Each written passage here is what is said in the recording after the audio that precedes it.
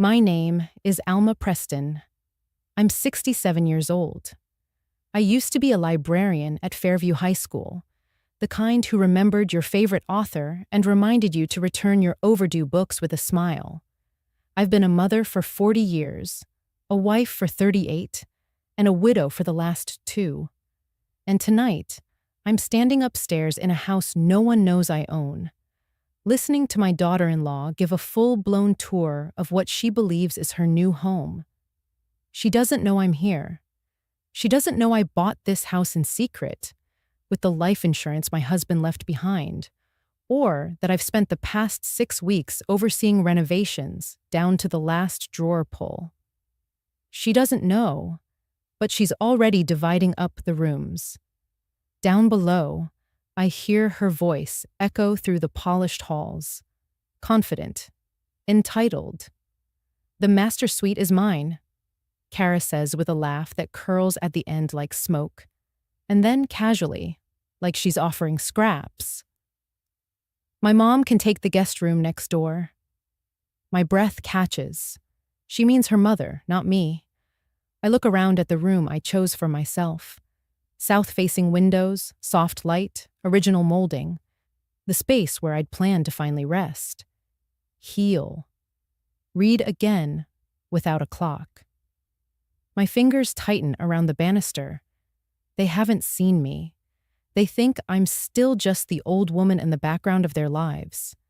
They think I'm furniture, wallpaper, something inherited, but not valued. So I wait.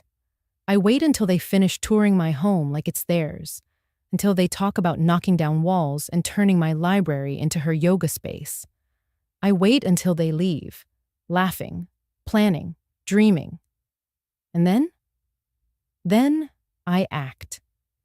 By 8 o'clock that evening, I've changed every single lock in the house. The front door, the side entrance, even the hidden latch that leads to the basement crawl space. Because if Kara has a key now, she won't tomorrow. I call Lily, my lawyer's assistant, and have her arrange for a full security system with cameras, front and back, motion lights, alerts sent straight to my phone, facial recognition if needed. No one else will walk freely through this house again. I make myself tea in the kitchen I designed, blue and white porcelain tiles, farmhouse sink, antique brass fixtures. The contractor had wanted to go modern. Kara would have torn it all out. But this house was never meant for her. It was meant for peace, for silence, for starting over in a way I never got to the first time. I open the junk drawer, find a notepad, the kind you leave grocery lists on. I write a sentence, just one. Then, I fold the note and place it gently on the kitchen counter, right next to the cinnamon candle Kara rolled her eyes at last week when she said, "That smells like old lady perfume." I light it. The scent rises soft and warm, curling into the air like memory. Tomorrow, when she comes back, and she will, she'll find the locks don't work. She'll jiggle the keys, call my son, maybe accuse the realtor. But she'll walk into a home that no longer recognizes her. She'll step into the kitchen, looking for answers. And there, in the silence, she'll read what I left behind. This house already has an owner. She is no longer invisible. When Kara claimed the master suite like a prize, something shifted in me. But that shift didn't come out of nowhere. It started 3 months ago, on a Tuesday that smelled like lilies and tasted like dust. Philip had been gone for 4 days. Stroke. Sudden. Final. No long goodbyes. No whispered promises. Just a cup of tea he never finished, and the morning paper folded open to the crossword he never completed. I sat at our dining table in the house we'd lived in for 35 years. The chair across from me was empty, still pushed out, as if he'd just stood up. The silence was loud. That was when Kara showed up. Not empty-handed, of course. She brought a tuna casserole and 2 bottles of organic juice. Her mother's recipe, she said. Soothing. High in protein, Mark followed a step behind her, eyes darting, checking if I was dressed, if I'd eaten, if I looked like someone who might crumble. Mom, the house is too big for just you now, he said, settling into the seat Philip used to nap in on Sunday afternoons. I said nothing, just cradled the silver teacup I'd been holding for hours. It had been a wedding gift from Philip's aunt, delicate, etched with ivy along the rim. One of the last things I polished before the funeral. It was warm from the tea, but my hands stayed cold. That week, they came by more often than they ever had before. Every visit, Kara had new suggestions. You should be somewhere with an elevator. Have you thought about moving closer to the kids? There's a community in Brookstone with on-site wellness care. I nodded, smiled. I knew they meant well. At least I wanted to believe they did. Grief softens the mind. It makes you interpret concern as love and manipulation as help. Mark mowed the lawn, twice, even though it hadn't grown. Kara reorganized my spice rack without asking. She stood in my kitchen and turned to me with that bright, easy smile. You deserve a fresh start, Alma. She'd started calling me by my first name more often. Not Mom, not Ma. Alma, like I was a colleague, a client, a woman she was about to sell something to. Then came the night they stayed for dinner. I made roast chicken with rosemary, just like Philip liked it. The skin crisped perfectly. The kitchen smelled like family. We ate on the porch. The summer air was soft. The neighborhood children ran down the street, chasing something invisible. Kara poured herself a second glass of wine and leaned forward. You know, it might be time to think practically. I didn't respond, just took another sip of tea. She continued. This house, it's lovely, but it's old. The plumbing alone. She trailed off, smiling, waiting for me to fill the gap. I didn't. So she did. You could sell this place. Live somewhere cozier, safer. You wouldn't need so much, well, money. There it was. The word hung in the air like a question I was supposed to answer. I looked down at my teacup. Still warm, still silver, still mine. I placed it gently onto the saucer, the way I always had, and I said nothing. Later that night, after they left, I walked through each room of the house. The living room with the creaky floorboard Philip never let me fix. The hallway with the photo collage from Mark's graduation. The spare room where Rachel, my granddaughter, once spilled glitter that never fully vacuumed up. Each room whispered memories, but also something sharper. This is no longer a home. It's a placeholder. The next morning, I called Lily. She'd helped Philip and me with our estate planning years ago. When she answered, I said one sentence. I want to buy a house in secret. She didn't ask why. She just said, I know exactly how. After that dinner on the porch, after Kara said I wouldn't need so much money, something inside me quietly shifted. Not in anger, not yet, but in clarity. The next morning, I opened the last envelope Philip had left behind. I had avoided it for days. It was thick, official, the kind that usually came with decisions and numbers and legal weight. It was from the insurance company. He had named me the sole beneficiary. Philip had been quietly paying into a life insurance policy for 23 years. I sat in my late husband's armchair, the same one Kara had suggested, donating to charity, and stared at the number printed on the page. It was more than I expected, much more. But what hit me harder than the amount was the message I could hear under it, almost in Philip's voice. I saw what you gave up. I want you to have something that's yours. And that's when the idea started forming. A house. Not a condo someone picked for me. Not a spare room in someone else's life. A place that felt like mine again. I made an appointment to visit the law office we'd used for our estate planning. Philip and I had gone there for years. They still had dusty folders labeled Preston Family Trust in the back of some filing cabinet, I was sure. The office looked exactly the same. Leather chairs, framed diplomas, the soft ticking of a wall clock that ran 10 minutes slow. But the man I used to meet with had retired. In his place was a young woman with warm eyes and a firm handshake. Her name was Lily Jensen, and she looked like she was still paying off her student loans. She stood when I entered, then paused and said, "You're Mrs. Alma Preston, aren't you?" I nodded.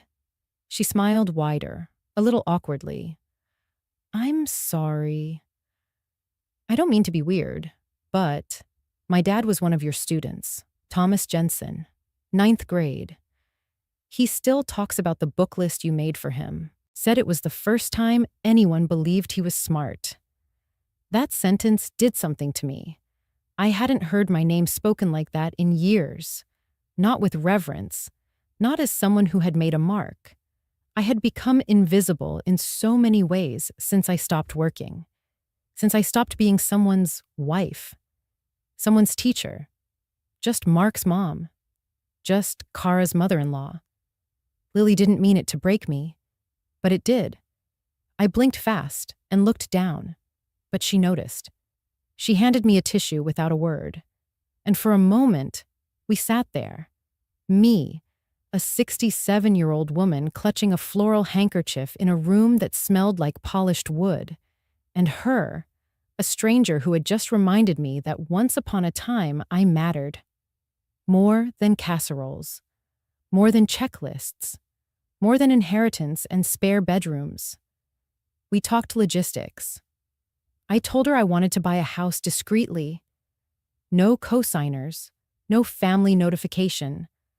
I asked if it was possible to purchase under a trust that didn't bear my name. "Absolutely," she said. "You want privacy, control, clean lines." I nodded.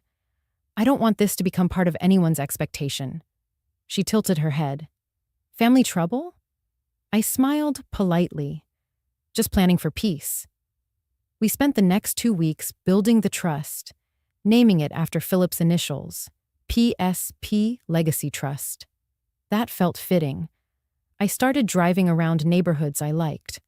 Not too flashy, not too far from where I lived, but with trees and sidewalks and old homes with porches and chimneys and character. I didn't want marble and glass. I wanted creaky floors, crown molding, windows that told stories in the afternoon sun. One Saturday morning, I found it. A red brick Victorian on Elmhurst Avenue. 6 bedrooms, 3.5 baths. A porch swing. A turret that made it look like a library tower. The kind of house I'd dreamed about as a girl, but never believed I'd live in. It had been sitting quietly on the market. Needed some work, but the bones were good. It felt unspoiled. Mine. I didn't tell Mark. I didn't tell Kara. I didn't even tell my sister. Lily handled everything. Title, inspection, closing. She called me the morning the papers went through. "Congratulations, Mrs. Preston," she said. "You're officially a homeowner again." That evening, I walked through the empty house alone. My footsteps echoed. No furniture, no photos, no memories yet. But I whispered something aloud, just to make it real. You are allowed to have something for yourself. And the house didn't argue. The first time I stepped through the front door of the house on Elmhurst Avenue, I didn't feel like a stranger. I felt like a woman remembering a place she hadn't yet lived. The air smelled of dust and varnish, and something faintly citrus. Maybe the real estate agent had sprayed something hopeful in the corners. But that didn't matter, because I saw it all. The bones were beautiful. 3 stories of red brick, tall, narrow windows, and a wraparound porch with chipping paint that begged for restoration, not replacement. A turret, tucked into the corner of the second floor, made the house feel like it had secrets. Stories it might whisper if you listened at the right hour. Inside, the floors were original oak, scratched, yes, but strong. The stained glass above the staircase let in fractured morning light in shades of amber and sage. It didn't shine. It glowed. There was a room just off the front hallway that had clearly once been a study. Built-in bookshelves ran from floor to ceiling, interrupted only by a fireplace and a window seat. I imagined a cup of tea on one side, a book on the other. That would be my library. The kitchen was outdated, brass hardware dulled, linoleum peeling at the edges. But the bones were good. You can always fix tile. You can't fake soul. I stood in the center of that empty kitchen, closed my eyes, and tried to hear life. I could see Rachel running through with glitter on her hands, laughing. I could hear Kara complaining about the old oven while secretly loving the warmth of the place. I pictured Mark at the table, rubbing his temples the way Philip used to, and asking me to pass the salt. It wasn't reality, but it was a dream I had not yet given myself permission to have. Upstairs, the master bedroom had tall ceilings and 3 long windows facing east. The light that poured in touched the floor like water. This would be my room. Philip always loved east-facing windows. He said they were honest.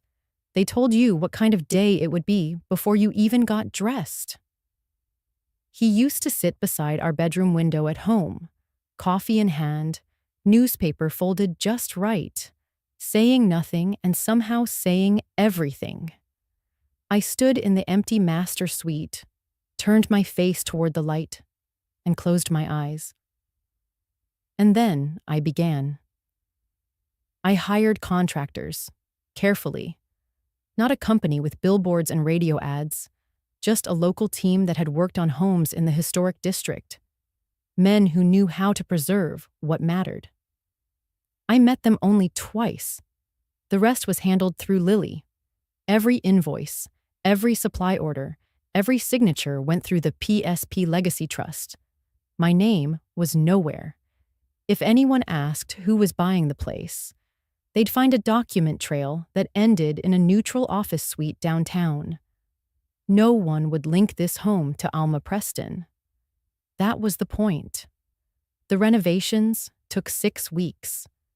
During that time, I lived between houses, still sleeping in my old bed, still nodding and smiling when Mark asked how I was coping, still listening to Kara suggest independent living communities with suspicious enthusiasm. They never asked what I was working on. They never suspected a thing. And I didn't volunteer it. Some things grow better in silence. By week 2, the kitchen had been gutted. The floors were sanded down and refinished by hand. Every original doorknob was kept. The chandelier in the dining room had its brass rewired, but not polished, because I wanted it to shine in its age, not be scrubbed of it. The old fireplace tiles were cleaned, not replaced. They had a crack along the left edge. I told the contractor to leave it. "That crack makes it real," I said. He nodded without understanding. I chose the wallpaper myself for the upstairs hallway. Subtle violets, nearly gray in most light, but soft when the sun hit just right. The master bedroom, my bedroom, was painted a shade of warm cream. I had the windows resealed so they wouldn't rattle in the wind, and I bought linen curtains that looked like something from a seaside inn. But I left the bookshelf wall in the study untouched. I wanted to fill it slowly, book by book, memory by memory. The house came alive day by day. I watched it happen in photos Lily sent me, quiet snapshots of progress. No one else knew the address. No one else had keys. No one knew I was creating something sacred. Not just shelter, but selfhood. This was the first thing in my life that I built entirely for myself. And not because I had to, but because I could. The house was nearly finished. The painters had just completed the final coat on the crown molding. The antique sconces I'd chosen, brass, not gold, had been installed in the hallway. I'd walked through the rooms that morning, breathing in the scent of wood polish and quiet pride. For the first time in years, I felt like I had something to look forward to. That afternoon, I was home. My old home, the one they kept calling too much for a woman your age. When the phone rang, it was Mark. "Hey, Mom," he said. His voice was light, casual, like he was calling from the car with a latte in one hand. "Kara and I are actually out looking at houses today." For her mom, I held the phone a little tighter. "Oh," I said carefully. "Is everything all right?" Yeah. Just trying to be proactive. Her mom's knees are getting worse, and her dad's meds are getting more complicated. They need more space, you know? Something that works for multi-generational living." He said it like it was the most obvious thing in the world. Like moving Kara's parents in was just part of life. Like refilling a prescription or picking up groceries. But then he added, "There's this gorgeous Victorian on Sycamore. 6 beds, huge kitchen, real wood floors. Honestly, it reminds me a little of our old place, but way nicer. It just came back on the market." And that was the moment my heart stuttered. The house. My house. On Sycamore. The red brick Victorian I had bought in secret. The home I had poured myself into. The one I hadn't shown to anyone, let alone my son. I steadied my breath, kept my voice neutral.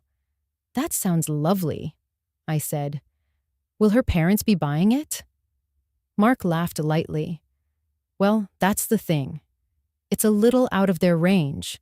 And ours, too, honestly. But we were thinking, if you were willing to help out a bit, maybe as part of our future inheritance, it could actually work." There it was, wrapped in politeness, softened with family logic, but clear as day. Not a question, a suggestion, a presumption. I pressed the phone closer to my ear and looked at the silver teacup sitting on the table beside me. I hadn't used it in weeks. The rim was dusty. I ran my thumb along its edge. "How much is the house?" I asked quietly. "They're asking full price. No financing," he said. Something about a trust owning it. Kind of weird. But that's why it's back on the market.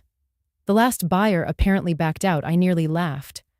I was the buyer. And I hadn't backed out. I'd moved in. But I didn't say a word. Instead, I swallowed the truth, let it sit like a stone in my chest. "Well," I murmured, "I suppose you'll want to act fast if it's that nice." "Exactly," Mark said. "That's why we thought of you." "I mean, it's kind of perfect. You could even move in with us. The guest suite is right next to the master bedroom. Quiet, private, no stairs." He said it like a favor, a mercy. Like being tucked away in the side of someone else's dream was a gift I should be grateful for. I forced a smile into my voice. "Let me think about it," I said. "I'd love to help if it makes sense." When I hung up, my hand was trembling. I sat in the stillness of my kitchen and let the pieces rearrange themselves. They had no idea I owned the house. that it wasn't just some fantasy property they stumbled upon. They were planning to ask me for money to help them buy a home that already belonged to me. I should have been angry, but what I felt was quieter than that, like being erased with a polite smile, like being expected to play a role I never auditioned for. Later that evening, I got a text from Kara. It read, "Told my mom about the house." She cried. It's the first time I've seen her light up in months. This place could really be the start of something for all of us. I stared at that sentence. The start of something for all of us. I wondered if they ever saw the irony in asking me to fund a dream they didn't think to include me in, at least not until it came time to pay. I typed a reply, then deleted it. I didn't need to respond. Some silences are more honest than answers. I drove up just after 6 a.m., before the sun had fully spilled over the rooftops. The neighborhood was still quiet, birds just beginning their morning chatter, mailboxes standing tall like sleepy sentinels. I parked around the corner and walked the last stretch, the wind tugging gently at my coat like a child asking me to turn back. But I kept walking. When I reached the house, my house, I didn't go to the front. I unlocked the side gate, careful to push it open without a sound. It let out a soft, metallic sigh. My footsteps were muffled by the dewy grass as I approached the back entrance. The old service door, once used by gardeners and handymen, now stood forgotten beneath the shadows of tall hedges. I unlocked it with the same small brass key I hadn't handed over. No one had asked for it. Inside, the air was cooler, still. The scent of fresh paint and lemon oil lingered, blending with the faintest whisper of aged cedar that lived in the bones of this house.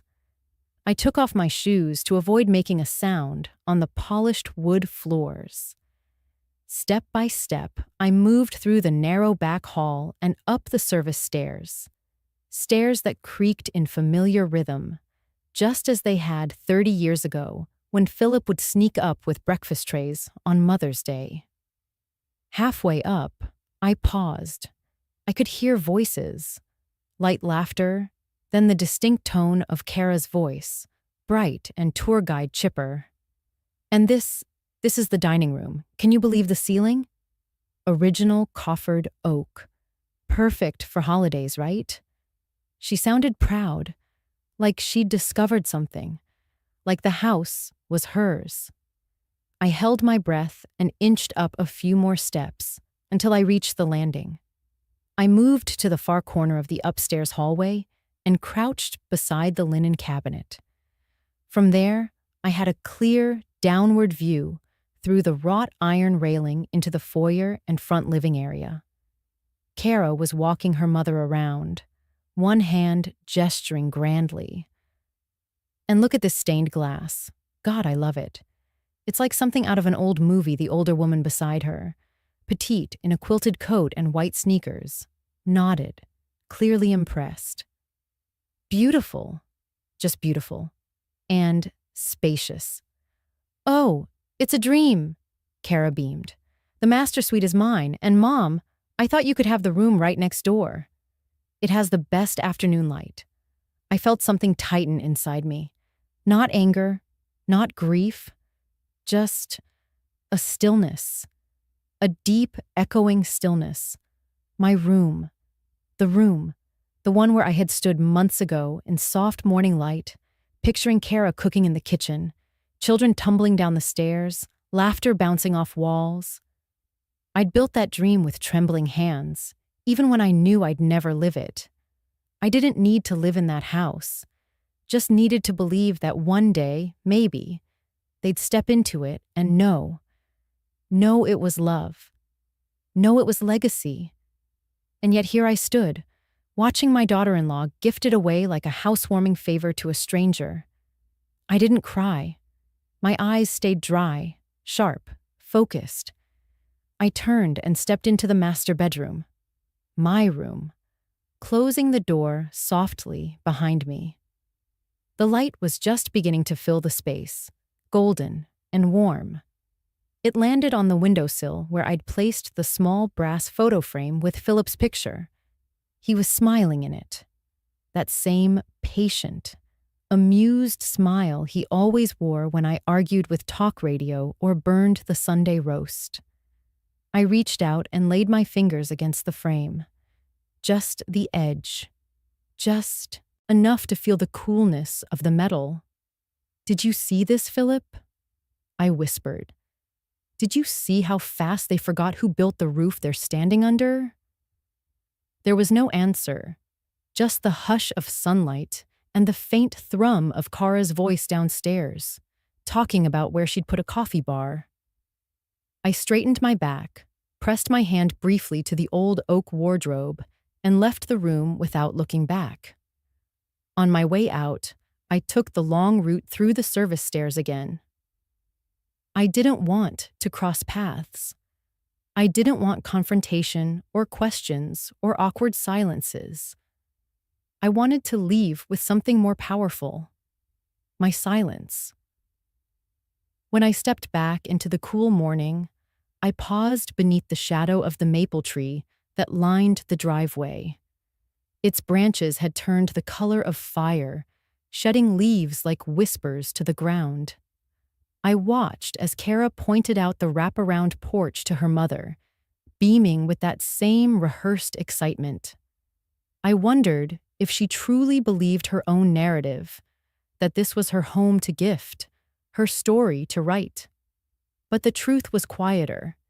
It was written in deeds and trusts, in my signature on restoration contracts, in the PSP Trust name buried beneath legal paperwork no one bothered to read. I walked away, not defeated, not broken, just awake. And sometimes that's all you need. I didn't sleep that night. Instead, I drove straight back to the house Philip built. Our house. The one with the sunroom where we used to read on Sundays, where the tiles still held faint coffee stains from a clumsy morning in 1998. The one they'd toured as if it were just another listing. I parked in the driveway, headlights off. The silence inside was different now. Not hollow, no. It was alert. I stepped into the kitchen, flicked on one light. It hummed like an old friend. Then I reached for my phone and dialed the one number I hadn't called in years, not since she moved to Portland. "Lily," I said, "I need you to come." Tonight, she didn't ask questions. My goddaughter had always been the kind of woman who understood unspoken urgency. She arrived 45 minutes later, in jeans and a windbreaker, holding her toolkit like a weapon of quiet justice. "Change every lock," I told her. "Every single one. Front, side, back, garage, even the one upstairs that sticks. And I want cameras, discreet ones." She tilted her head. "You want to press charges?" I shook my head. "Not yet. But I want to see just how far they plan to go." The air between us stiffened. Lily said nothing, but I saw it in her face. That quiet fury of someone who loved you, who wanted to call the police, to scream. But she honored my silence, like Philip used to. While she worked, I wandered into the kitchen and opened a drawer, third one from the left, still creaky, pulling out a sheet of stationery. The same monogrammed kind I used to write thank you notes on. I took a pen and began to write. No anger. No blame. Just the kind of truth you only leave behind when you've stopped needing to explain yourself. By the time I finished, the cameras had been installed, 3 inside, 2 facing the walkways. The new locks clicked into place at precisely 11:04 p.m. I sat alone in the dark kitchen, the note resting gently on the marble island, my hands folded in my lap like they used to be in church. Click. That sound. It echoed through the halls, not loudly, not menacing, but with authority. The sound of a lock turning, a boundary being drawn, a soft declaration that the person who once kept the lights on, the meals warm, the bills paid, the memories intact, was still here, still watching, still capable of saying, "This ends now." My reflection in the oven glass caught me by surprise. Hair grayer than I remembered, shoulders straighter than I expected. There was no rage in my face, only resolve. For years, I thought my silence was kindness, that not taking up space was love, that disappearing was a sacrifice you made when others needed more room. But tonight, the locks turned for me. Not to keep people out, but to keep myself in present. Aware. Awake. I walked slowly up the stairs, one hand on the rail, passing by the portrait of Philip that still hung in the hallway. I paused there a moment. "They think it's theirs now," I whispered to the photograph. But it never was. He didn't answer. But in that moment, I imagined him saying what he always used to when the world tried to flatten me. "You still know where the deed is, don't you?" Yes. Yes, I did. And I knew something else too. Kara hadn't just taken a tour that day. She had tried on a life that wasn't hers, tried to place her mother next to my memory, tried to take something I had poured my soul into and paint over it with entitlement and curated charm. But here's the thing about homes like ours. They remember. The wood groans differently when a stranger walks across it. The air shifts when love is absent. And the house, my house, had spoken. It locked the door for me. I descended to the main floor, again, turned out all the lights, and sat by the front window. The street outside was quiet. Sycamore trees swayed in the wind like gossiping old friends. I pulled a blanket over my lap, the kind Philip used to joke, made me look like an old owl guarding her nest. I smiled. That night, I didn't cry. I watched the cameras on my phone. I watched the blinking red lights above the doorways. I listened to the silence that had once felt like abandonment and now sounded like protection. I stayed up till dawn, because some awakenings don't happen with alarm clocks. They happen with clicks. And this was the sound of mine. I woke to the soft chime of my phone. The motion sensor. I sat up in bed, my breath steady. I didn't rush. I simply reached for the phone and tapped the app. There they were, Kara and her mother, standing right at the front door of my house, well-dressed, expectant, almost proud. Kara had one hand on her hip and the other clutching her purse. Her mother held a takeaway coffee cup, looking around like a woman about to claim her second home. Kara tried the key once, then again. Her brows pinched. She turned to her mother and said something, too far for the camera to pick up clearly. Then she tried again. Jiggle, push, pull, nothing. I sipped water from the glass on my nightstand. I didn't blink. She pulled out her phone, frustration creeping into her face. Her mother was clearly asking questions now, mouth tight, eyes darting around. Kara nodded. Then she pressed a contact and put the phone to her ear. I didn't have to wait long. My phone buzzed. Mark. I answered. Calm. Mom? His voice was tense. Something weird's going on. Kara just got to the Sycamore house and the key doesn't work. Someone must have broken in and changed the locks. Maybe squatters or something. We're thinking of calling the police. The quiet inside my room was heavy. I waited 1 beat, then 2, then said, "Let me ask you something, Mark." "Yeah? Why does your wife have a key to a house you said you hadn't bought yet?" There was silence, not the kind of silence filled with static or confusion. This one was loaded, dense. I could almost hear his thoughts crashing into each other, trying to build a lie fast enough to stand on. What do you mean? You said you were just looking at that house for Kara's mother. That it wasn't final.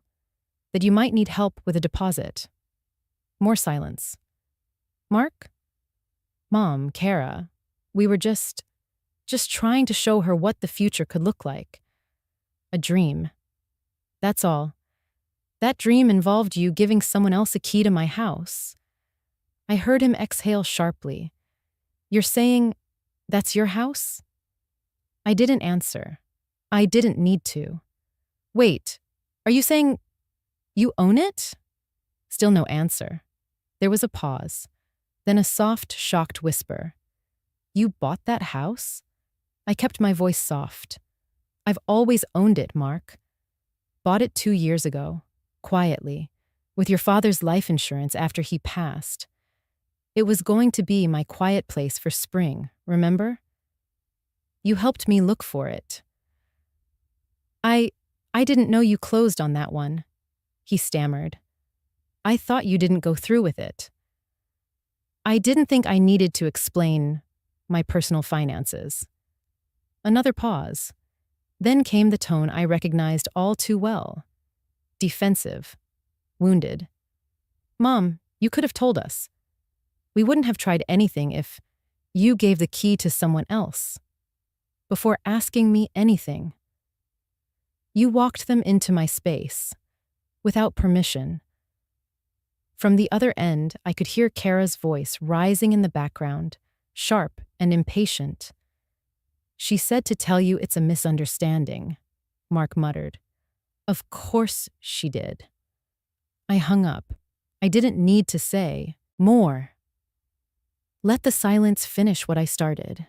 I leaned back into the pillow and exhaled slowly. My fingers brushed the edge of the tablet, still showing the paused frame from the camera feed. Kara standing at the door, trying to maintain composure while her mother clearly fumed beside her. I watched as they paced, looked around. Kara dialed again, this time likely the wedding planner or her sister, or someone who could do absolutely nothing to change the fact that the key she held no longer opened a future she had built on someone else's foundation. My foundation. A future stolen in drafts and whispers, now crumbling in the quietest of ways. I let the moment settle, not out of cruelty, but because I wanted it to echo. There's a kind of justice that doesn't need courtroom gavel strikes or angry confrontations. Sometimes it arrives in the simple click of a lock that no longer turns. In a realization that you were never truly entitled to the things you so confidently claimed. I got up and walked to the kitchen, barefoot on warm wooden floors. Made coffee slowly. Black. Just the way Philip used to take it. On the fridge, the photo of the three of us still hung from a sunflower magnet. Me, Mark, and Kara, smiling after their engagement party. I studied it for a moment. The curve of my son's smile, the sparkle in her eyes, the way she held his hand a little too tightly. Back then, I ignored the warning signs. I wanted so badly to believe she was the one, that she saw him, truly saw him. Not just what he could provide, but love isn't always blind. Sometimes it's willfully looking the other way. And now I chose to look. I took another sip, letting the heat ground me. Somewhere outside, the morning birds were starting their song. And somewhere across town, 2 women stood in front of a house they'd mentally claimed. Discovering the door no longer recognized them. A quiet victory, one turn of a key at a time. When Mark came alone that afternoon, I was already waiting on the porch with a pitcher of sweet tea and 2 empty glasses. No Kara. I took that as a silent olive branch. He didn't say hello right away. Just looked at me like he was waiting for a cue. I didn't give him one. After a moment, he sat down across from me and took the glass I poured. "Mom," he started, voice already cautious, like he knew the ground he was standing on wasn't solid. "I want to talk to you. Just me. No one else." I didn't respond. Not a word. Just let the quiet stretch between us while the ice melted in his glass. He took a breath and pushed forward. "We were planning to ask if you could help with the house. The down payment. We didn't mean for it to look like it did." "Look like what exactly?" I asked calmly. He glanced away. "Kara got excited. She's been dreaming of that neighborhood for years. And I guess I didn't stop her when I should have." I turned toward the screen door, where I'd left the iPad charging on the hallway console. I brought it out, unlocked it, and tapped into the footage. "Kara wasn't just dreaming, Mark," I said. "She was planning." I turned the screen toward him. The footage showed Kara and her mother at the front door, fiddling with keys. Then came the earlier recording, Kara walking in with a woman in a beige blazer, pointing at different walls, laughing, gesturing where a couch might go. She was giving a tour, like it was hers. Mark stared. He stammered. "I didn't know she brought people in." "I swear, Mom. I thought we were just looking." I let the video loop once more. Then I locked the screen and set it face down on the table between us. "I have one question," I said, keeping my tone soft but unshakable. "Where did she get the key?" His jaw moved like he was about to answer, then stopped. His eyes dropped to the grain of the wood on the table. Silence. A long one. I watched him wrestle inside. That boyish guilt was back. The same one I used to see when he stole cookies before dinner or broke a window with a baseball. But this was heavier. Adult-sized guilt. And no easy fix. "You told me you didn't even know which house she liked," I said. "That she was just browsing." "But she already had the key. She brought people inside. And she told someone that she and her mother would be living there." Still no answer. Just the sound of wind through the trees and a car door slamming somewhere down the block. "I don't know what to say," Mark finally said, eyes still low. "You don't have to say anything." He looked up, startled by my evenness. I wasn't yelling. I wasn't crying. I wasn't even angry anymore. Just clear. "You don't owe me an explanation," I continued. But I needed to see how far this had gone before I decided what kind of mother I want to be going forward. He blinked. "What does that mean?" "It means," I said, rising to my feet and collecting the glasses, "that I'm not here to be a pocket. Or a placeholder. Or a surprise twist in someone else's home tour." Mark stood too, his face softening, maybe realizing this wasn't going to end with forgiveness wrapped in a bow. "Mom, we just wanted to take care of you too, you know?" he said, his voice almost pleading. "We thought if we could make it work, it'd be easier. We didn't want you alone." I stopped in the doorway and turned back. "You wanted me close enough to babysit Mark, not close enough to belong." He winced. That landed. And maybe it was unfair, maybe not. But it was the truth as I saw it. He stepped back, hands in his pockets now, head hanging low. "Do you want me to come by tomorrow?" he asked. "No." That stunned him. "Then, when?" I held the door open and said gently, "When you're ready to tell me the whole truth." "Not before," he nodded once, more to himself than to me. Then he walked away, down the steps, past the hydrangeas he once helped me plant as a boy, back to the car I bought him in college. He didn't say sorry. I didn't ask him to. Some silences say enough. The kettle clicked softly behind me, but I didn't get up. My fingers were wrapped around the handle of my silver teacup. unmoved, unblinking. Lily stood across the kitchen island, her brows drawn together, fingers flying across her phone screen like she was defusing a bomb. She had gone quiet for nearly a full minute, which for Lily meant something serious. Finally, she looked up. "I found something." Her voice was steady, but I heard the caution underneath. The same tone I used to hear from my late husband when delivering news from the front lines of his work. Neutral, but never without consequence. I raised an eyebrow. "About what?" "Kara." I looked into property transfers under her name. And, well, she's done this before. I didn't blink, just gave a nod that said, "Go on." Lily turned her phone around to show me. 5 years ago, her grandmother, Ethel Deacon, lived in Minnesota. Kara was the only grandchild. Her parents had passed. I took the phone and scrolled. The screen showed a scanned deed, time-stamped 3 months before Ethel's death. She convinced her grandmother to transfer the deed while she was still alive. Lily continued.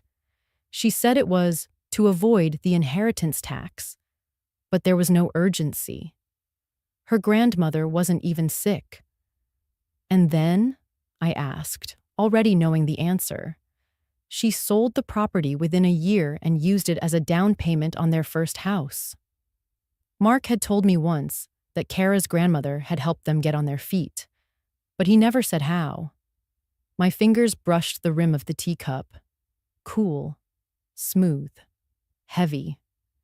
"She framed it as a smart move," Lily added quietly. "She told people it was mutual."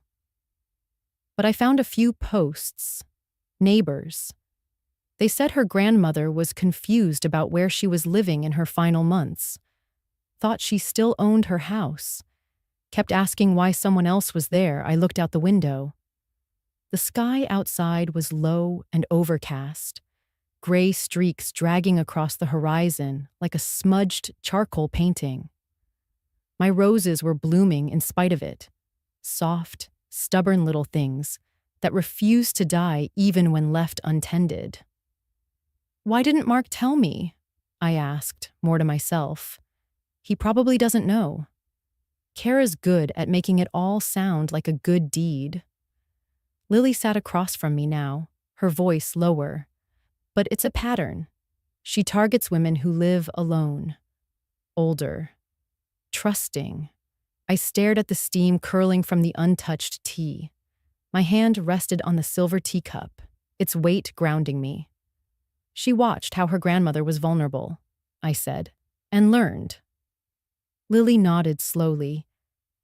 "If I hadn't changed the locks, if I had still been in Charleston."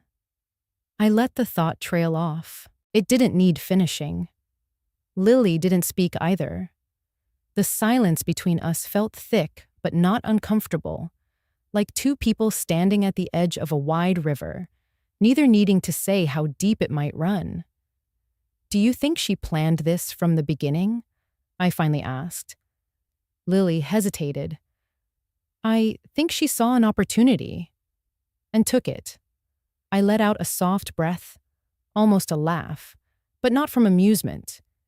It was that strange release you make when something too heavy to carry finally slides into place.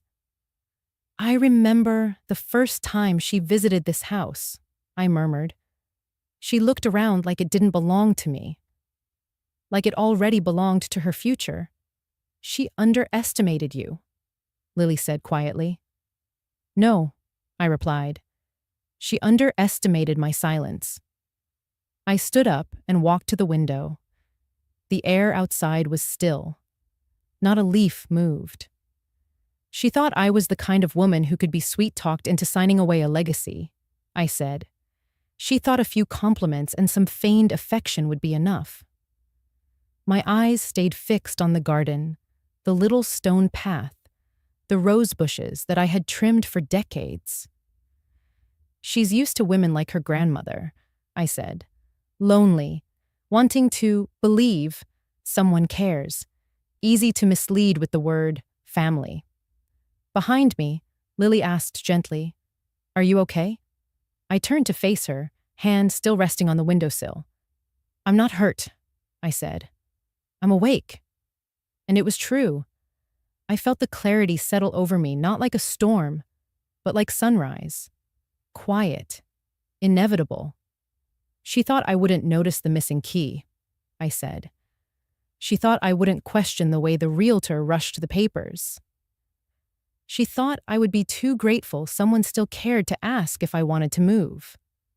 I picked up my tea now, sipped it slowly. Still warm. But I noticed everything. The line on Lily's forehead smoothed. She smiled, small and proud. "She's clever," I said, "but she's not wise." And that's the difference. I placed the cup down gently, aligning it perfectly with the saucer. "If I hadn't been clear-headed this time," I whispered, more to myself than to her, "I would have been next." There was no anger in my voice, just truth. The room stayed quiet for a while. We didn't need more words. Not now. Outside, the first drops of rain began tapping the window glass.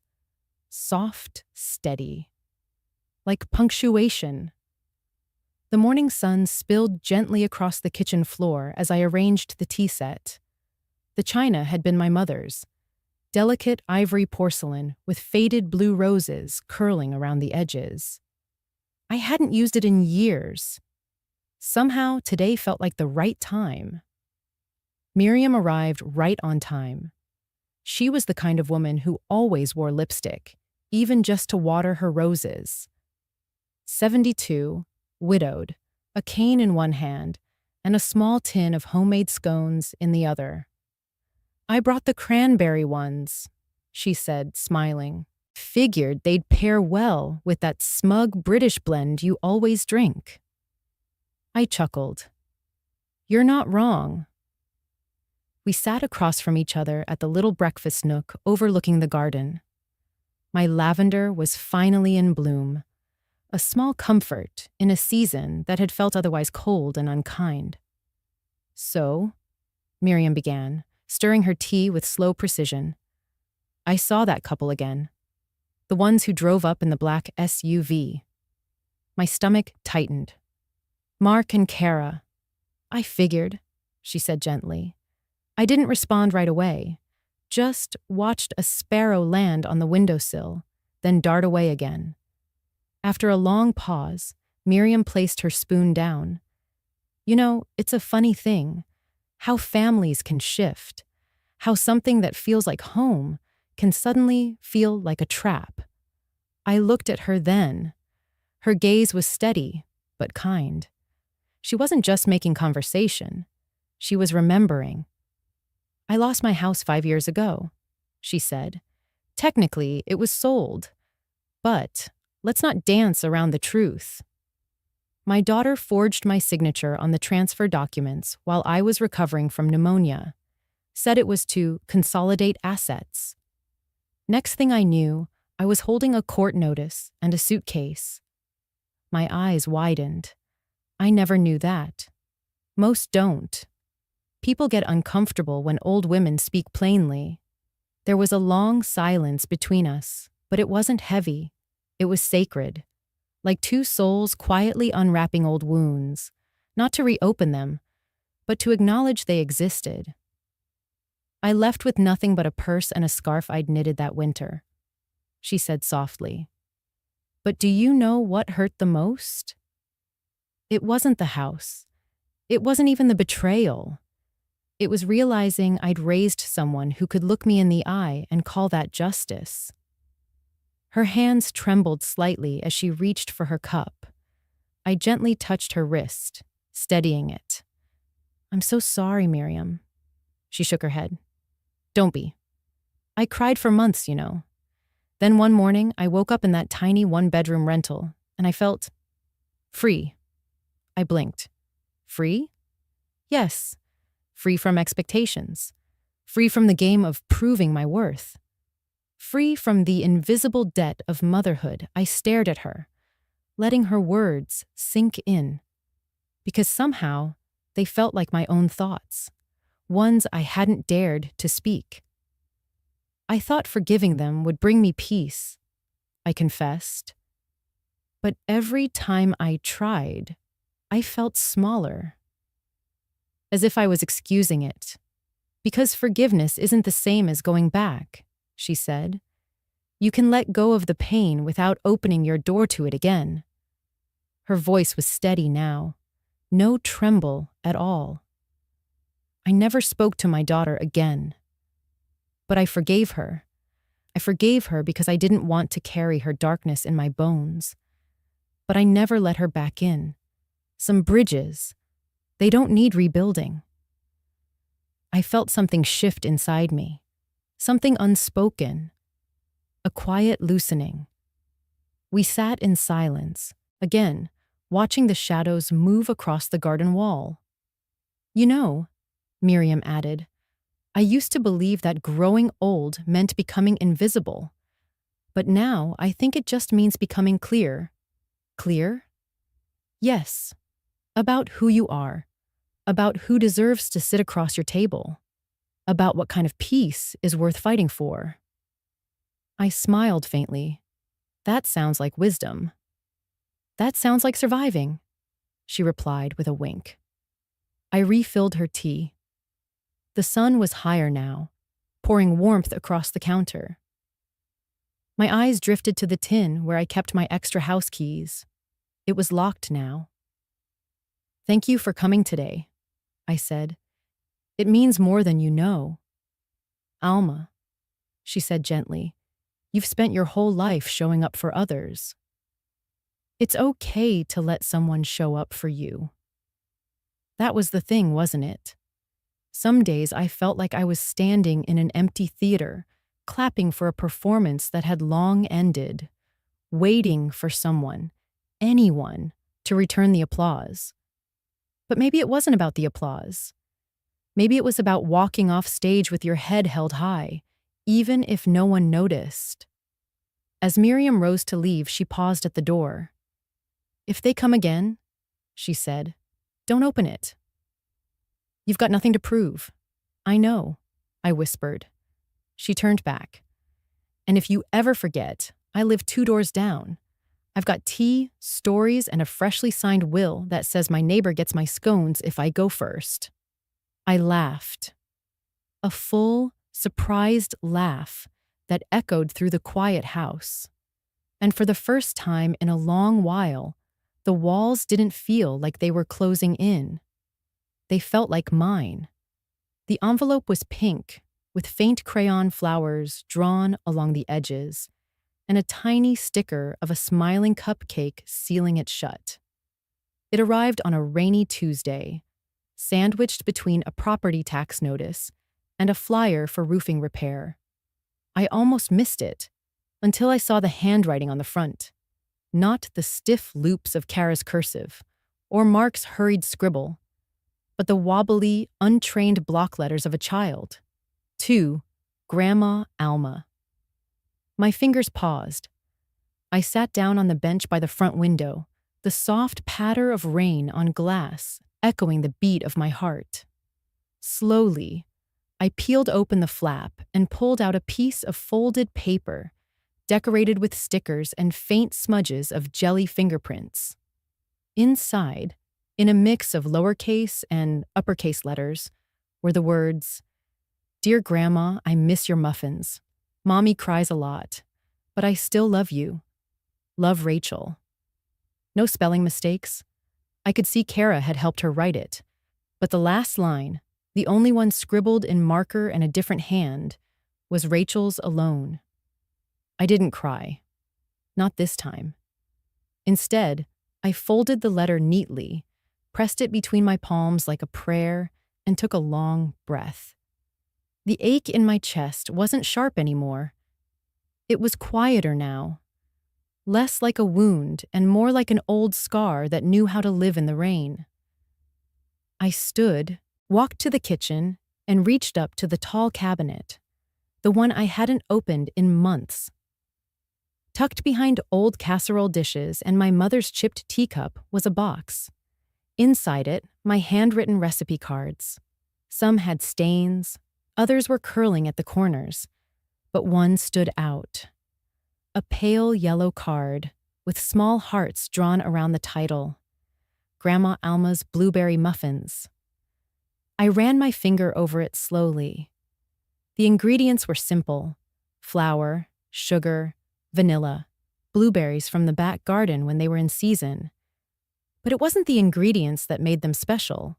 It was the way I used to hum while baking. The way Rachel would sit on the counter, swinging her feet and licking the spoon. The way we used to make a tester muffin and eat it still steaming, her giggling through the heat. I wrote a letter back that evening, not on fancy stationery, just a soft blue note card I'd kept from a forgotten pack. My pen moved slowly, like it had something to say, but wasn't sure how loud it should speak. Dear Rachel, I miss baking muffins with you too. Sometimes love is like baking. It needs the right time, the right heat, and a little sweetness. Here's the recipe. You'll make it better than I ever did. Love, Grandma Alma. I folded the yellow recipe card and slipped it in with the note. Then I added something else. A tiny muffin-shaped eraser I found in my drawer, left over from a pack I'd bought her last Christmas. No words about Kara. No questions. No bitterness. Because this wasn't about Kara. This was about Rachel.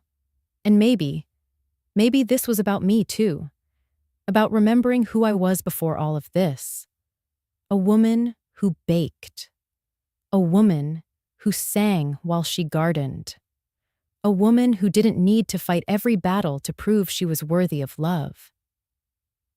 The next morning, I walked the letter to the post office myself. The rain had cleared, and the autumn leaves had begun to fall in earnest. The world felt soft, like a quilt in warm hands. The postmaster greeted me with a smile. "Mailing something sweet today, Alma?" I smiled, holding the envelope carefully. Something gentle. He nodded like he understood, even if he didn't. Back home, I set the kettle to boil and sat by the window again. The recipe tin still sat open on the counter. I hadn't touched it in a while.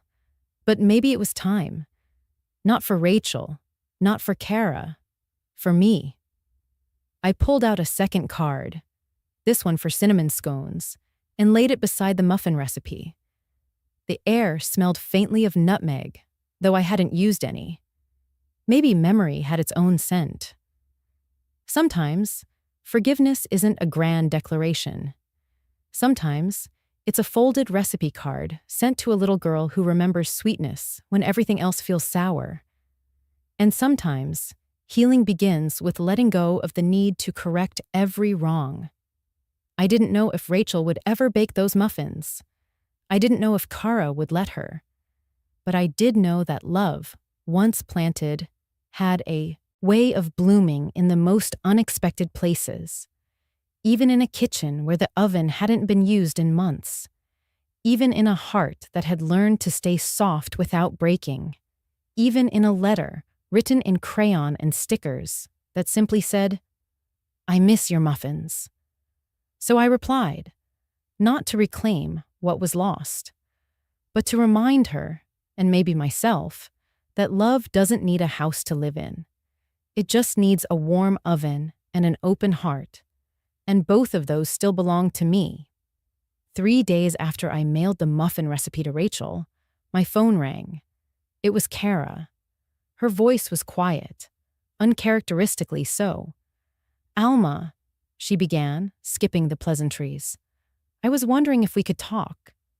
In person, I hesitated, not because I was afraid, but because I had learned, finally, that boundaries are not built with emotions. They're enforced with intention and clarity. "I'm home this afternoon," I replied. "If you come, we'll speak here. The porch camera stays on. I won't be alone in the house. Just so you know, She paused. Okay, I understand. By 3 p.m., she was at my door, looking different, less polished, no full makeup, just tired eyes and a trembling purse strap clutched in both hands. I led her to the kitchen, poured her tea, and sat across from her. I didn't speak first. She did. I know how this looks, she said, voice cracking. But I swear, I wasn't trying to take advantage of you. I let her continue. Mark and I, we thought this house could be our reset, something solid, something permanent for Rachel. Her hand circled the rim of the teacup. I grew up with nothing, Alma, she whispered, and I promised myself I'd never go back to that. So yes, I rushed things. I put the house in my name early, but I thought it would make taxes simpler. I thought you'd understand. My silence stretched between us. I wasn't trying to cheat you, she added, more defensive this time. I was trying to help this family. I looked straight at her, calmly. No, I said softly. You weren't trying. You were calculating. Her lips parted slightly, as if to interrupt. But I continued.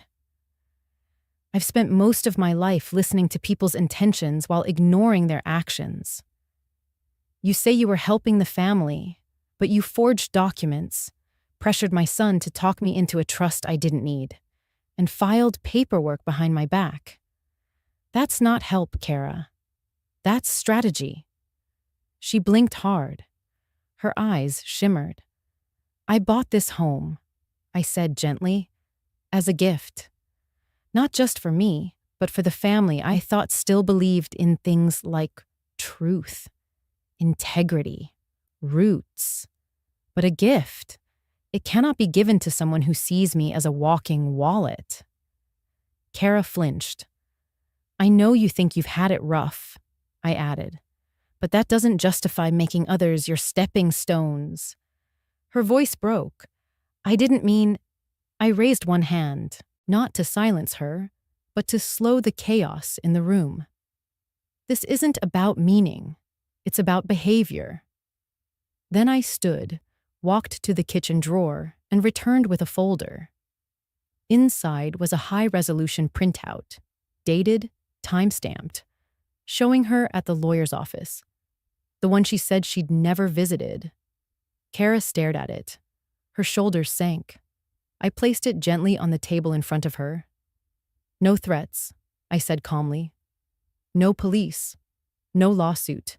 Not unless I'm forced. I'm giving you this moment. One opportunity to do better. Her hands trembled as she reached for the folder but didn't open it. And one more thing, I added. I'm not the one who needs saving. Her gaze flicked up. You looked at me like a weak old woman with too many emotions and not enough sense. But I've raised a son, buried a husband, survived cancer, and lived through more winters than you've seen birthdays. The truth hung in the air, not loud, but heavy. I don't need rescuing, Kara. I needed respect. She covered her face then, her breath caught in hiccuped sobs. I didn't know how to stop, she whispered through her fingers. Then this is your chance, I replied. I stood, signaling the end of our conversation. Kara rose too, unsteady. At the doorway, she turned, still holding the folder like it might burn her fingers. I'm sorry, she said. For the first time, not as a performance, but a confession. I didn't reply. Not because I didn't believe her, but because I knew that real apologies are not in words. They're in changed behavior. And that only time would reveal. She stepped out onto the porch. The camera's soft click echoed as the door closed behind her. I returned to the kitchen and picked up my tea. Still warm, still waiting. I sat back down, staring out the window where the late sun was starting to stretch shadows across the yard. My hands didn't shake. My heart didn't race. For the first time in a long time, I felt centered. Not angry, not triumphant, just whole. And that, I realized, was more powerful than revenge. It was healing. The first evening in my new home arrived quietly. There was no fanfare, no ceremonial ribbon cutting, no grandson tugging at my hand asking to explore.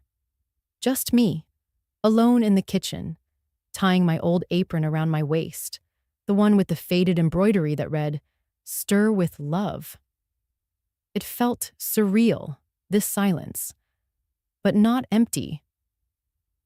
I had spent the day preparing a simple meal, nothing extravagant.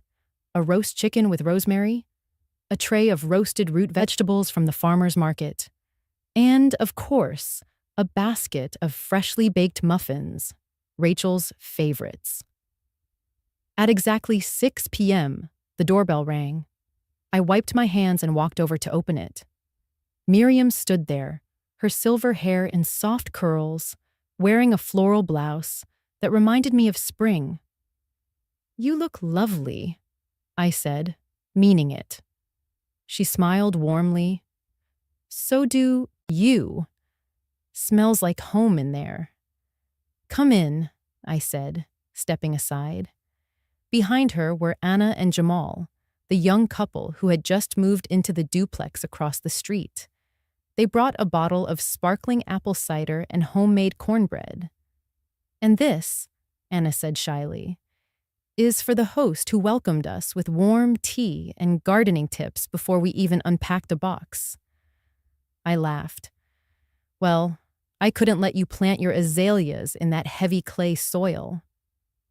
They stepped in, and shortly after, little Elsie arrived, an 11-year-old who sold newspapers on Saturdays and once helped me carry my grocery bag up the porch steps when my wrist was sore.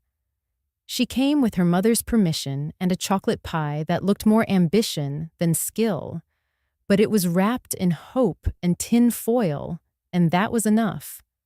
My table was full. I set out the dishes, poured the cider, and lit 2 candles, not for romance, but reverence. We held hands before the meal, and though no one said grace aloud, there was a sacredness in our silence. It wasn't religion. It was recognition. The food passed from hand to hand. We laughed about burnt casseroles and garden mishaps, talked about book clubs and neighborhood watch meetings. Jamal offered to help me fix the leaky back gate. Miriam promised to bring her rhubarb pie next time. No one asked why my son wasn't there. No one mentioned Kara. And yet, their absence wasn't loud. About halfway through dinner, I looked around the table and paused. The candlelight danced on the glassware, reflected off kind eyes and tired but open smiles. These were not my blood, but they showed up. Not because they had to, because they wanted to. I gently set my fork down and took a sip of water before speaking. "You know," I began, voice steady but low, "I always thought family was something permanent, something stamped onto you like your name or your birth date. But lately, I've come to believe family isn't always who shares your name. Sometimes, it's who shares your table." They all looked up.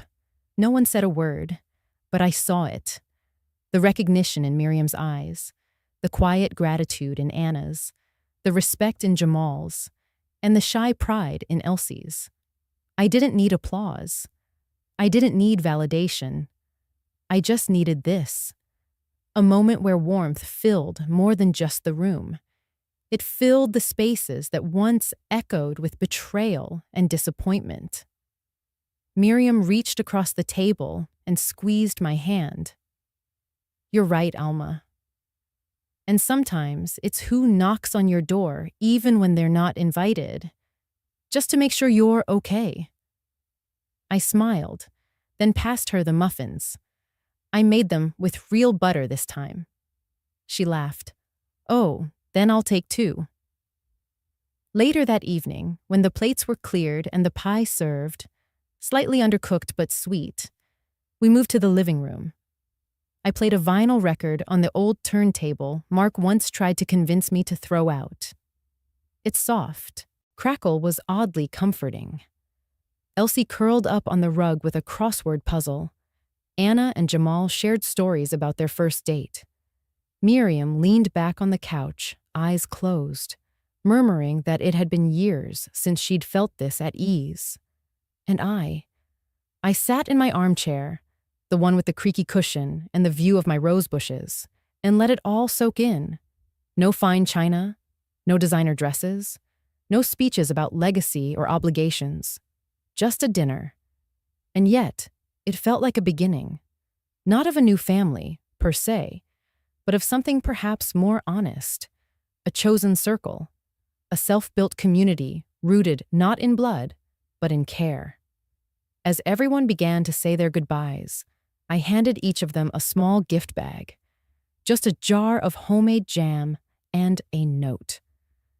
It read, "Thank you for being here, for listening, for showing up. You reminded me tonight that home is not a place. It's a feeling, and you helped bring it back to life." When the door finally closed and the house grew still again, I didn't feel alone.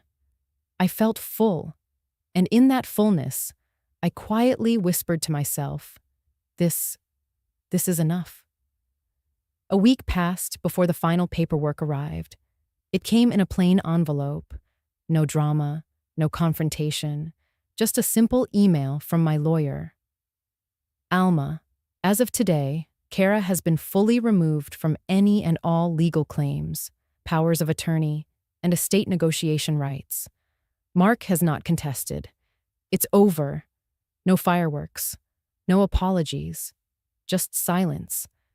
But silence can be a gift." I stared at the message on my tablet for a long moment. Then I did something I hadn't done in a while. I exhaled, a deep, long breath that seemed to come from a place beneath the years. Later that afternoon, I heard the mail slot creak open. It wasn't bills this time. It was a small envelope with smudged edges, clearly drawn by hand. I recognized the handwriting immediately. Rachel. I sat down with my tea and opened it carefully. Inside was a hand-drawn picture of a large, cozy house with stained glass windows and flower beds bursting with color. There was a figure standing on the porch with silver hair and a warm smile. Next to it, in purple crayon, were 6 uneven letters. "This is Grandma's castle." My throat tightened. I placed the card on the kitchen counter and looked around. At the stained glass Mark said was dated. At the creaky wooden cabinets Kara wanted to replace. Everything I had built and preserved. Everything that made this place mine. I found a small brass tack in the drawer, walked to the arched doorway of the living room, and pressed Rachel's drawing right above it. Front and center. No frame, no glass. Just honest crayon joy, glowing in afternoon light. It felt right there. The next morning was bright. I woke up early, as always, but for once, not because I had to. No schedules, no noise, just sunlight pouring through the colored panes, casting soft blues and ambers on the hardwood floor. I brewed a fresh pot of Earl Grey in my old ceramic teapot, the one Kara once called tacky. I smiled. The roses outside needed watering, so I took my cup and stepped onto the porch.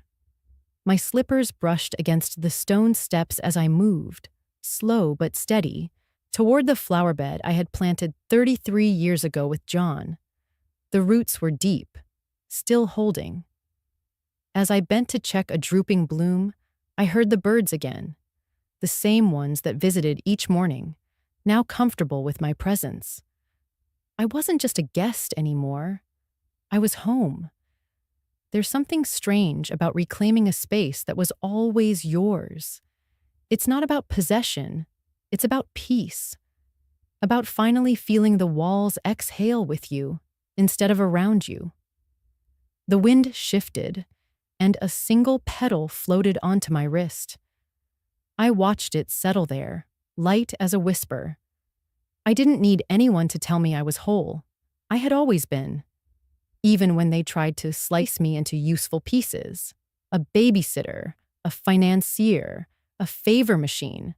I had never truly lost myself. They may have ignored me, overlooked me, used me, but I had endured. And now I was exactly where I needed to be. I took another sip of tea and let the warmth linger. Inside, the card from Rachel swayed gently in the breeze from an open window. The stained glass above it threw tiny rainbows across the wall.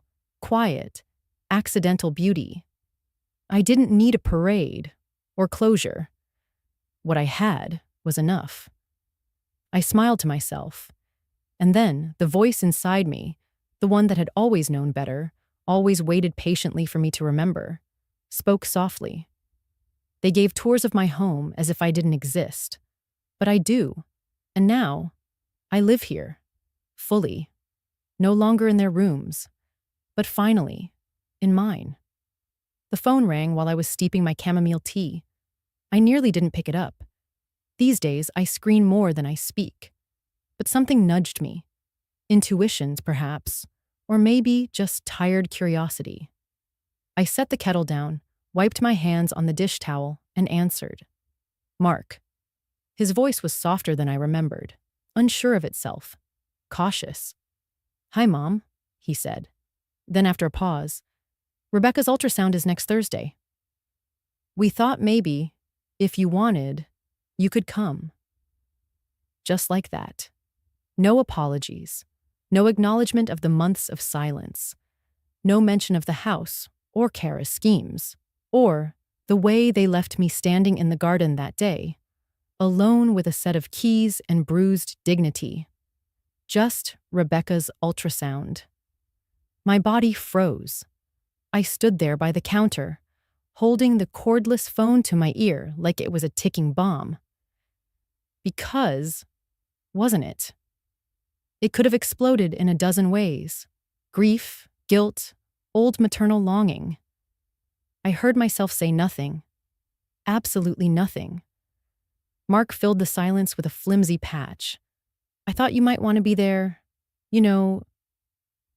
first grandchild and all. That word, grandchild, snagged at my heart like a thorn in silk. Rachel's crayon drawing still hung by the window with the words, "This is Grandma's castle."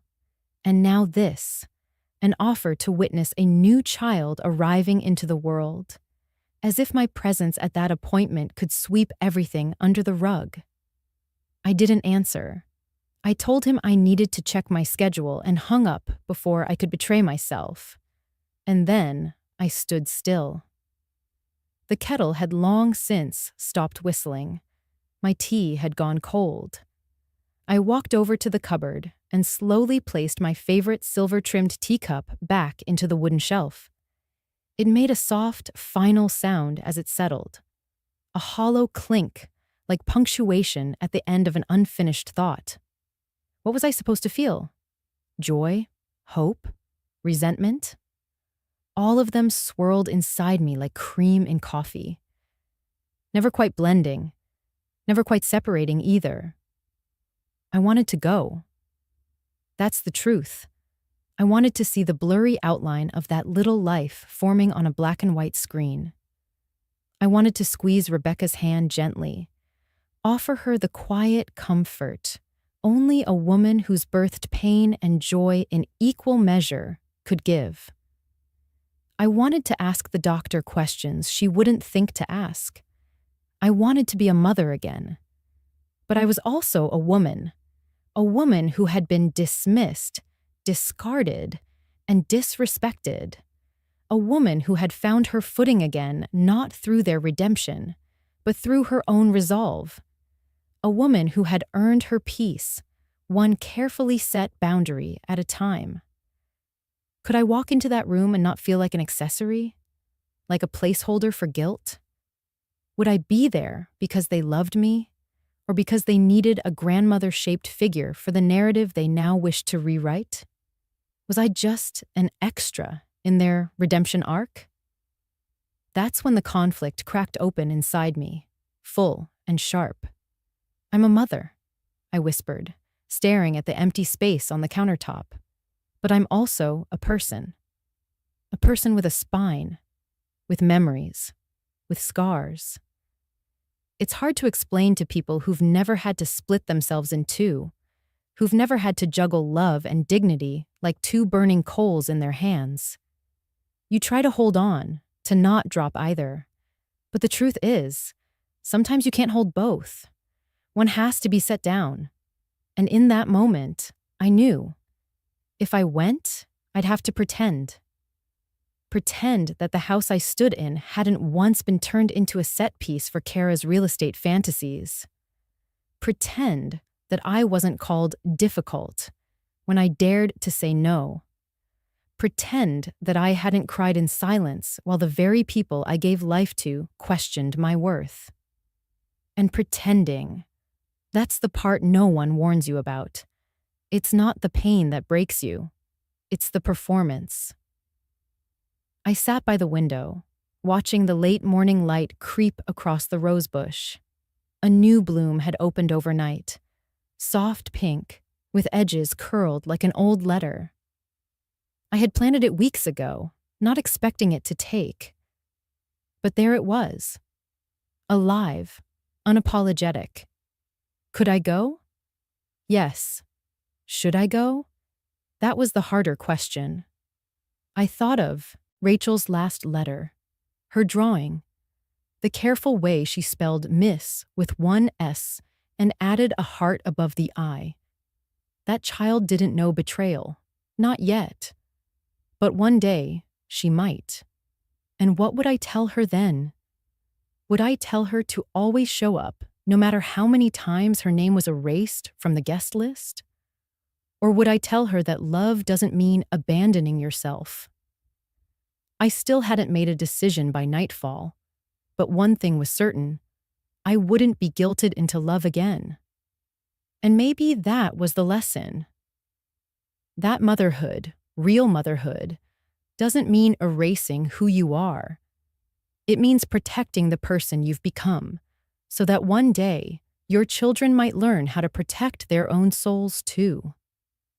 Sometimes, holding on to your humanity requires a quiet act of rebellion, not a scream, not a slam of the door, just the calm act of putting a teacup away and knowing you don't owe anyone a performance. Not anymore. I was searching for a warranty. That's all it was. A silly old warranty for the stained glass fixture in the front hall. The lamp had begun to flicker, and despite every part of me trying to move forward, I was still someone who kept boxes of things just in case. I opened the file drawer in the hallway cabinet, the one I hadn't touched since Harold passed. It still smelled faintly like his shaving cream, that classic, crisp scent that made me look over my shoulder once, absurdly hoping he'd be there. I rifled through the papers, breathing carefully, like that might stop the memories from climbing out. Receipts, land deeds, birth certificates. Then my fingers brushed something soft. Not the slick surface of document paper, but aged stationery, cream-colored, folded once. No envelope.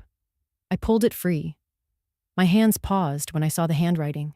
It was Harold's, unmistakable. The way he wrote the capital A in my name, like a little cathedral. Sharp, curved, proud. To Alma, if you find this, it means I'm gone. I froze.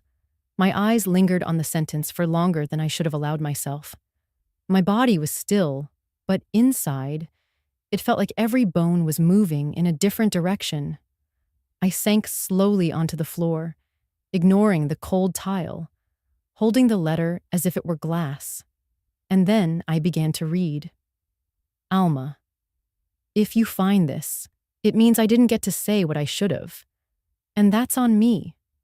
You've always been the one who carried the weight of the unspoken things, and I fear I left too much for you to carry alone. I want you to know, this house, this life, none of it was ever mine without you. I watched you become everyone's home but your own. I watched you shrink so the rest of us could expand. And I hated that I let you, not because you weren't strong, but because you were. Too strong. And too kind. I paused. A tear had dripped onto the page. It blurred the word kind, softened it into watercolor. I kept reading. You've spent years believing that love means absence, that your silence was noble, that your sacrifices were invisible glue. But Alma, you were never supposed to vanish inside your giving. If you're reading this, I ask just one thing of you. Stop being the background. Live loudly. Paint the walls red if you want. Bake on Wednesdays. Travel alone. Eat the last cookie. Lock the doors. Sit by the fire without wondering if someone else needs the seat more. You don't need to keep proving your love through disappearance. You don't need to earn a place at the table. You built the table. I don't remember when I began to cry. Not the quiet kind of crying, but the full kind. The kind you think only happens in movies. Shoulders shaking, hand pressed to chest. That ancient ache rising up as if finally released from somewhere it had been stored too long. And still, the last paragraph waited. Alma, you were always the house. You are the house. The people may change, the walls may fall, but you remain. And I hope, in whatever time remains, you live for no one else but you. With all that I was ever capable of, Harold. I sat on the floor long after I'd finished reading.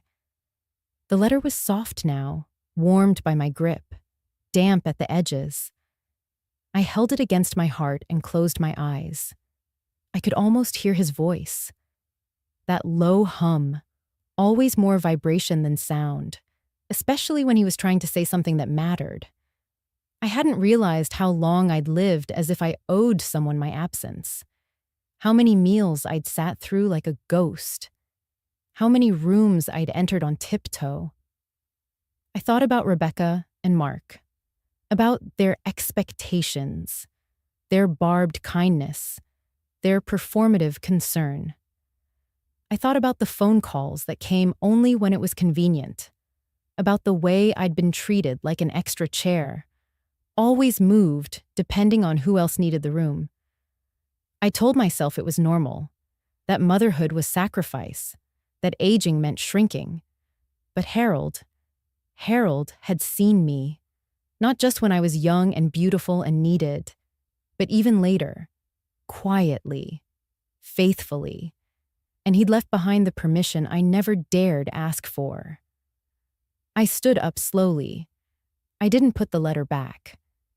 Instead, I walked it carefully to the glass cabinet in the living room, tucked it behind the small figurine he bought me in Florence, the one he said looked like me.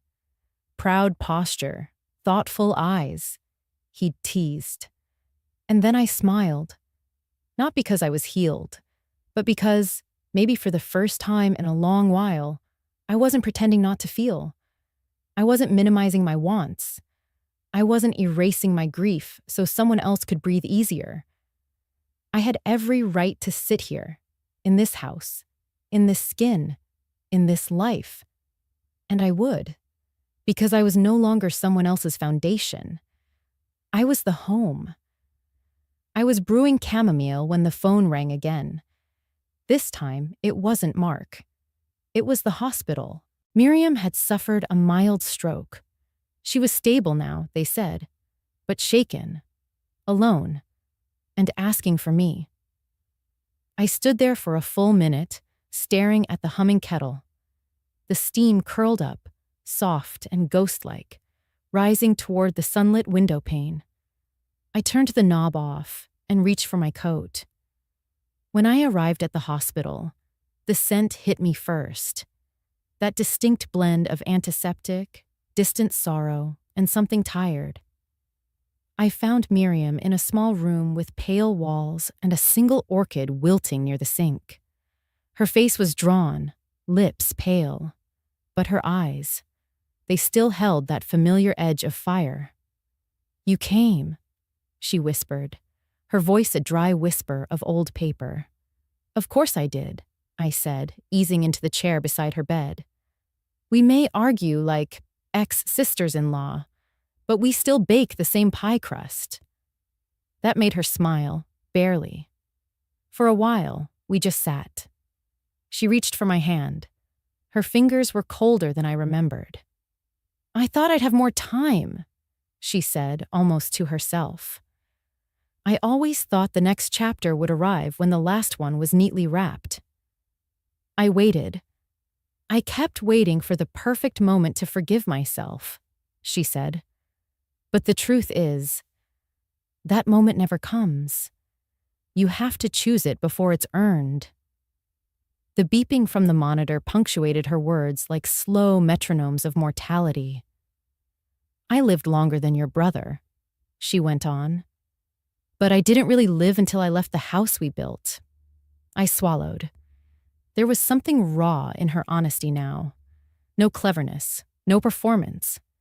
Just a woman in a paper gown with no one left to impress. "I watched you, Alma," she said. "Always bending. Always giving. Always trying to fix what was never yours to mend. You stayed longer than I ever could. I didn't know what to say." So I squeezed her hand. Miriam blinked slowly and said, "Don't you wait like I did. Don't you keep hoping they'll invite you back into a room that was never built for you. The permission you're craving, to live, to be, to rest, it doesn't come from them." A pause. Her breathing grew slightly raspy. "It has to come from you." I nodded, too full to speak. That night, I sat by my bedroom window long after the house went quiet. The wind outside carried that first hint of winter, brushing the rose stems with a solemn gentleness. I lit a candle. Then I opened the old trunk my husband had left me, the one I hadn't dared touch in months. On top lay a manila folder, slightly worn. I'd already found one letter in there weeks ago. But this time, I reached deeper and found my own pen, my own envelope. I sat and wrote. Not to Miriam. Not to Mark. Not to Rachel or the family I once tried so hard to hold together. This time, I wrote to the future and to myself. In the weeks that followed, I rewrote my will. The new version was short and precise. If Mark and Kara could demonstrate consistent and meaningful restoration of trust, not just pretty words, but real, lived actions, then a portion of my estate would be available to them. Otherwise, everything would remain in a charitable trust, in Rachel's name, when she turned 25. It wasn't revenge. It wasn't punishment. It was protection. Of what mattered. Of what deserved to last. I placed the new documents in my drawer, locked it, and exhaled. Miriam was discharged a few days later. She was moving slower now, but something about her gait had softened, not in weakness, but in the peace that comes when you finally stopped apologizing for breathing. She visited one afternoon, wearing a knitted cap and holding a box of cinnamon scones. "I thought you'd want these," she said, setting them down on the counter. "And I wanted to see the house again, now that it finally feels like yours." We sat in silence for a while, sipping tea under the golden, stained glass light. "I'm proud of you, Alma," she said quietly. I smiled. I think I'm finally proud of me, too. We didn't speak of Mark, or Kara, or any of the echoes that used to haunt these halls.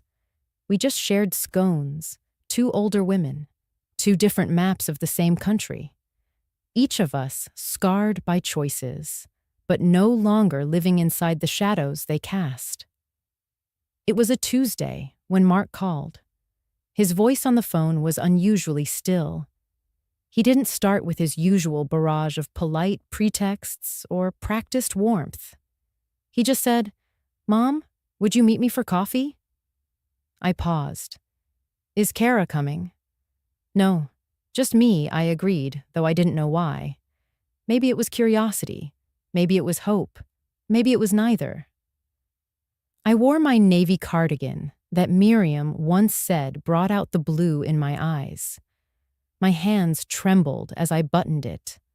The cafe was on the corner of Main and Chestnut. The same one Mark used to take me to after church when he was 13. Back when he still thought I hung the moon. I arrived early, as always, and chose a seat near the window.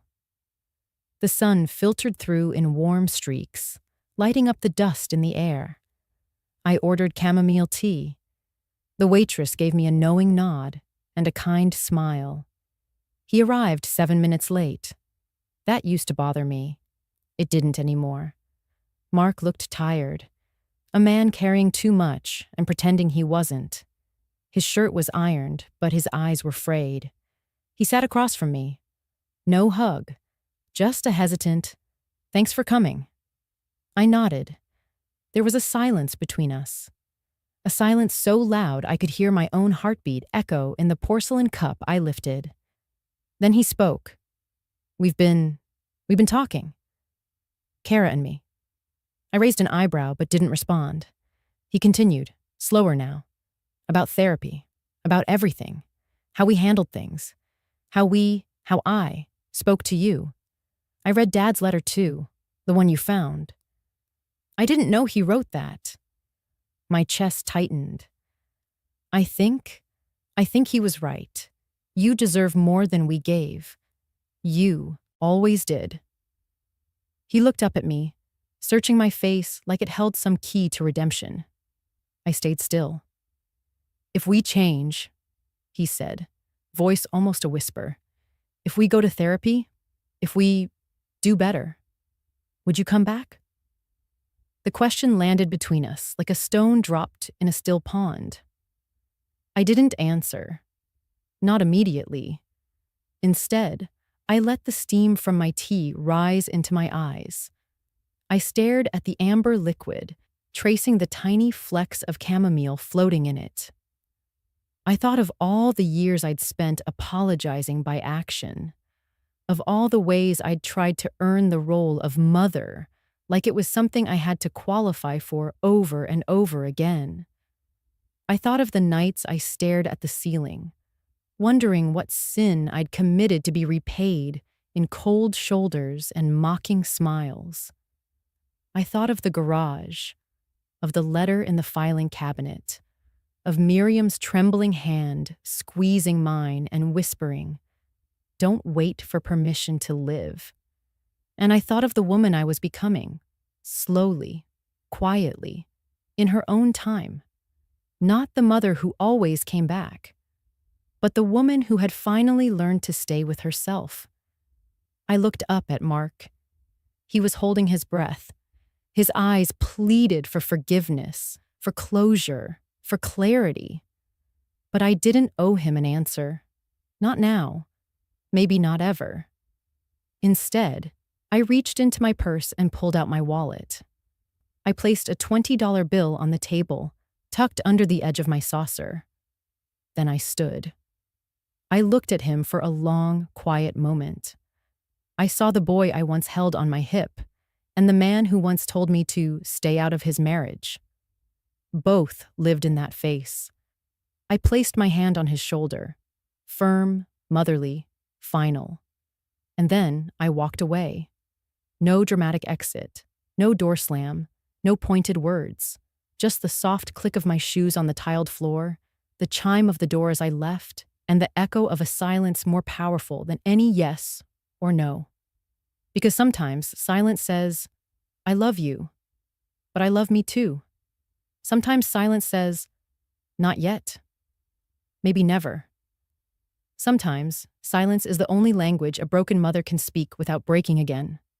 And sometimes, it's enough. I placed the last rose into the vase, letting its deep coral petals open toward the morning sun. The porch was quiet, save for the distant humming of bees flitting around the lavender hedge. My knees ached slightly from crouching over the garden beds earlier, but I felt light, present, not suspended in guilt or fear, just here.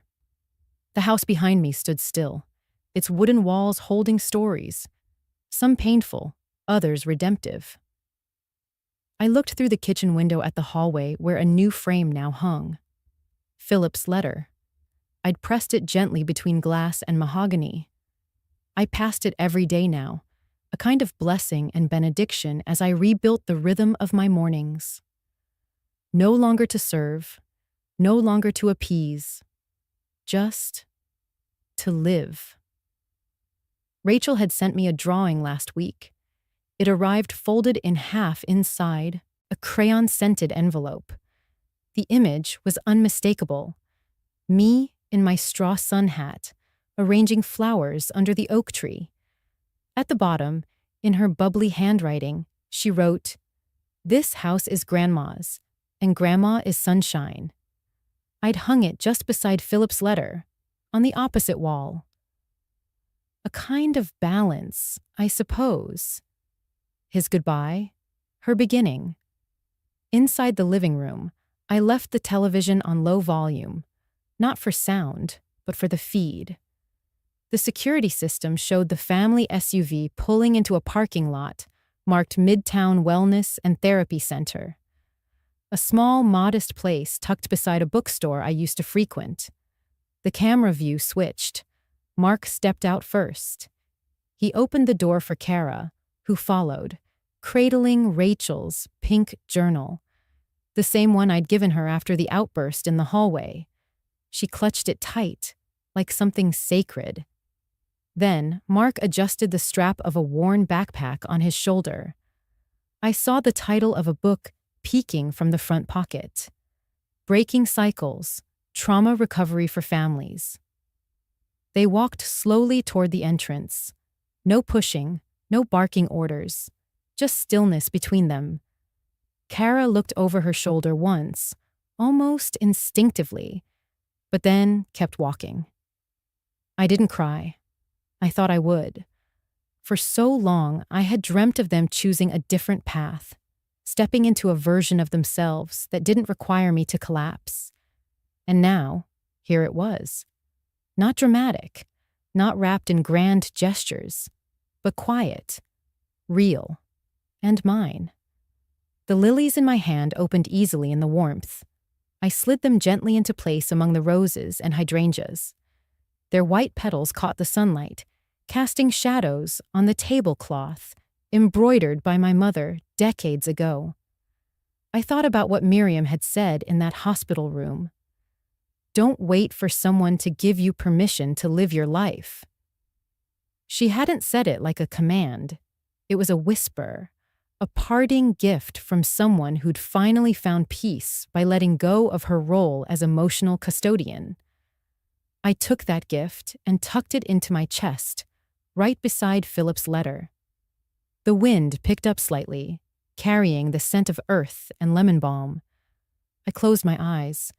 In my mind, I saw young Alma, barefoot, calloused palms, hands full of everyone else's burdens. And I saw the Alma of now, wrinkled, steady, still learning, but no longer apologizing for breathing. As I gathered the stems and cleaned the table, I thought of something Rachel once said after a storm had knocked over the garden bench. "Grandma, when the sun comes back, flowers remember where to bloom." I smiled. And as the final voiceover of this story plays, I'd want it to sound like this. Not triumphant, not bitter, just deeply understood. I used to fear that if I didn't help, they'd fall apart. That without my hands holding the seams, the family would unravel. But it turns out, What they needed most was to see me stand. Fade out on the image of Alma gently placing the last flower in the vase. Fade in on the hallway frame. Philip's letter. Then Rachel's drawing. Then sunshine pouring in.